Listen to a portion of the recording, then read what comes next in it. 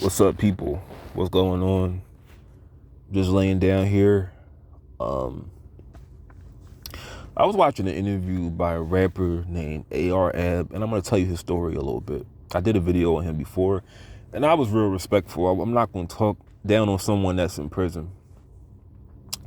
But AR-Ab is a rapper from North Philadelphia. I don't really classify Erie Avenue, at least how I interact. I'm not in Philadelphia anymore right now. I left like almost 2 years ago. But when I would catch the C bus, if y'all remember the C bus or the Broad Street line, that's still there. It should be. I don't really consider Broad and Erie Avenue North Philadelphia. I don't know if he's from there. That's more like uptown to me, where like the churches is. I don't consider that North Philadelphia. That's uptown to me. Like Alney Avenue, Broad and Alney is not North Philly. That's like Northwest to me. But he was born in North Philly. You know, he said he lived with both parents until I listened to some of his music. Now some things I can't really get into because it's too much violence for me. I have very low tolerance to like songs about killing and doing very just disgusting things to other black people. But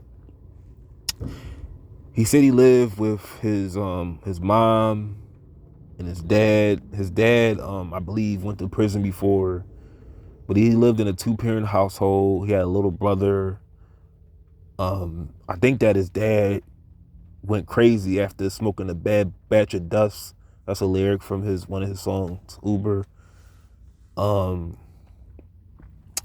you know, he um he left home around like 15. I think he said he lived in like abandoned houses. And he once wore the same pair of shoes for like 2 years. But you know, he had a pretty structured, like home life. I guess he decided himself that he wanted to hang out with people around his neighborhood and just explore, you know, just what it's like to be in the streets. Now, he started off just selling like marijuana. You know, he was making like I think like maybe $200 a week selling marijuana, maybe more than that. And then he graduated to crack cocaine until he started getting arrested for it. Now his first major case that got attention was his murder case that he caught with Cassidy. Now Cassidy was found guilty of involuntary manslaughter. And this is what's so crazy about how social media has changed life for people. I there was no we didn't have a car back then, right? Me and my brother, we lived with our mom for like we lived in for our mom and dad's. When our mom and dad split up, we alternated to both houses. Sometimes I go to the mom, sometimes I go to the dad's on the weekend. My dad didn't have a car until about 2005. My mom never had a car unless she rented cars. But we didn't really listen to rap music until we had a radio, and we listened to music in the car. That's when we heard about Kanye West, the Franchise Boys, Little Kim. Think about all the music, all the hits from 2005. Mike Jones, 50 Cent. We didn't really get into rap until we heard it music on the car. But Cassidy's music didn't really get my attention until about '05.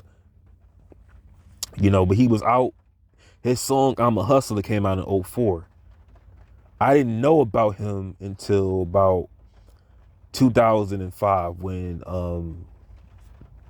that song "I'm a Hustler" came out. But here's the thing about that. I didn't know he was locked up when I heard about him.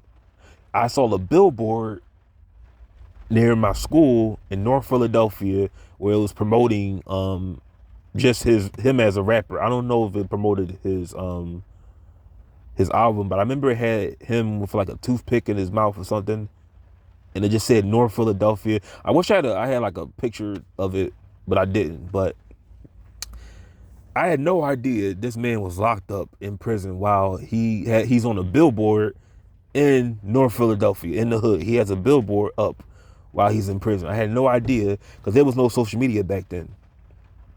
But as AR Ab, he called his first case. He called his first case in '05, and he beat it. He beat the murder and the attempted murder. I would have really just laid low. I really would have laid low if I was him. If I just beat a murder and an attempted murder that could have sent me in jail for life or I could have been on death row, I would have gotten a job in a warehouse. I probably would have changed my name legally if I didn't have any felonies. If he didn't have any felonies, I would have changed my name legally. I would have moved out of, Pennsylvania, started a new life somewhere else, and just got away from my past. It's just that when you beat something like that, you don't want to really do anything to get you locked back up again. So he was arrested, 8 years later for a drug case. According to AR Ab, he was serving somebody some crack, and so it was undercover cop, and they got him for whatever amount he had on him. And this got him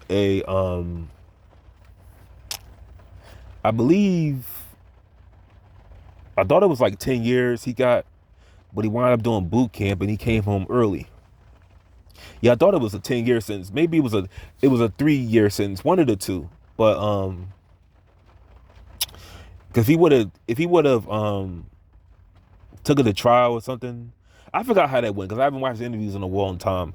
But when he came home, that's when he did all the interviews on Vlad and other social media sites. And this is when people say that Vlad is the reason why he's in jail now.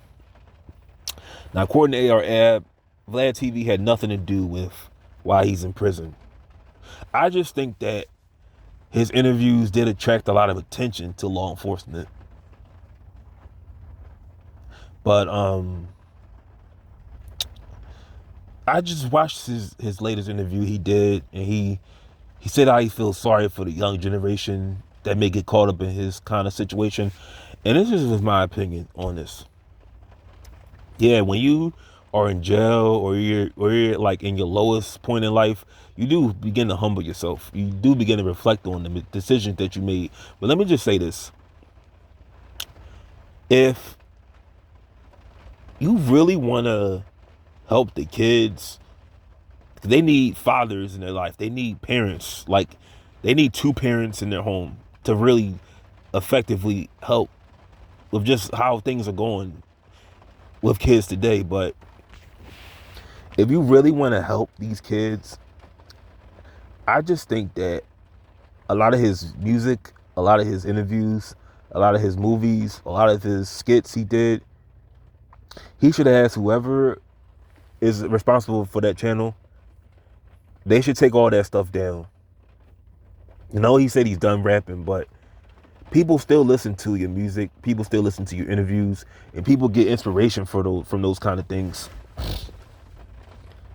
It doesn't matter how old it is. People will watch that. A child will watch that, and they may tell themselves, hey, I want to do something like that. It looks cool. I just think that's the most effective way to help kids. It's not show them the wrong way that will land them in jail. It's take down a lot of your content. If we all want to change culture, black culture, I think we should stop promoting certain things like this. If this is what it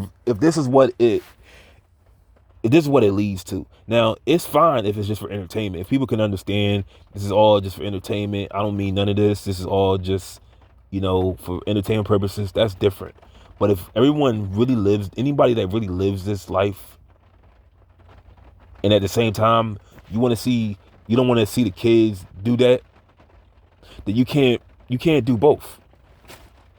You know,